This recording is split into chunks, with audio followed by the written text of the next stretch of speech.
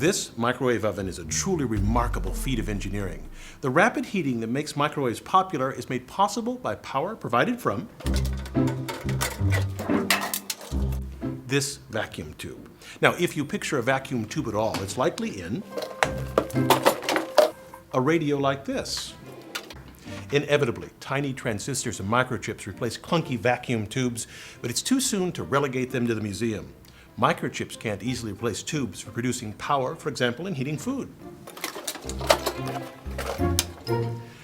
Now, a microwave contains three main components. A vacuum tube called a magnetron. It generates the energy that heats food. A waveguide hidden in the wall to direct that energy to the food, and a chamber to hold the food and safely contain the microwave radiation.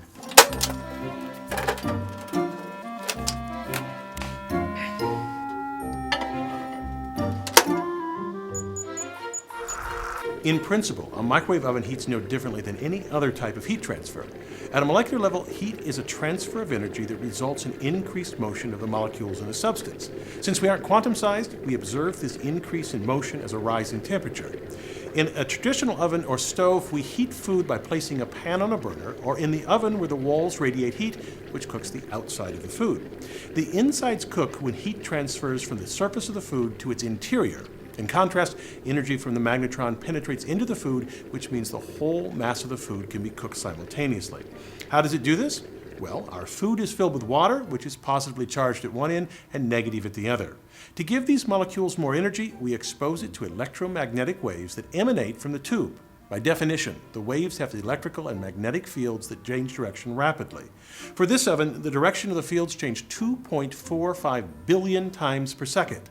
Water will try to align with the radiation's electric field. The changing field rocks the water molecules back and forth rapidly, and molecular friction from this creates heat as the motion disrupts the hydrogen bonds between neighboring water molecules.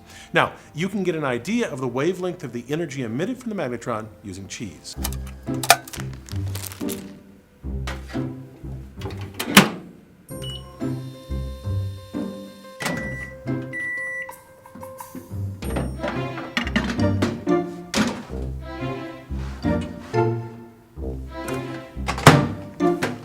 Now, you can see on here sections where the cheese is completely melted and other sections where it's completely unheated. The oven's metal walls only reflect waves of a length that fits inside the oven. This standing wave causes hot and cold spots inside the oven.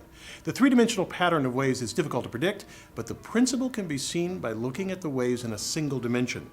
The peaks and valleys in the wave represent the greatest energy of the wave. Well, the nodes here correspond to the cold spots inside the chamber. If I measure the distance between melted cheese spots, I find about 2.5 inches. That would be half the wavelength, the distance between nodes, and is pretty close to the actual wavelength of microwave radiation used. Using that wavelength, I can estimate the microwave radiation's frequency. The frequency is related to the wavelength by the speed of light. I get an answer that only has a 4 or 5% error, not bad for this primitive measurement. Now, the real engineering in the microwave oven lies in creating the magnetron that generates high-powered radio waves. It's truly an amazing and revolutionary device. The vacuum tube is inside here. These are cooling fins, thin pieces of metal that dissipate the heat as the magnetron operates. The key parts are these two magnets and the vacuum tube. Now, I have another one so you can see the inside. You apply a large voltage across both the inner filament and the circular copper outside. This voltage boils electrons off the center filament and they fly toward the circular copper section. The filament is made from tungsten and thorium. Tungsten because it can withstand high temperatures, and thorium because it's a good source of electrons. The magnets bend these electrons so that they swing back toward the center filament. We adjust the magnetic strength so that the now orbiting electrons just brush past the opening of these cavities. Like blowing over a half-filled pop bottle to make it whistle, this creates an oscillating wave, the microwave radiation that heats food. It's simply astonishing that these cavities can be made with high precision, low cost, and incredibly high reliability. I'm Bill Hammack, the Engineer Guy. This video is based on a chapter in the book, 8 Amazing Engineering Stories. The chapter features more information about this subject. Learn more about the book at the address below.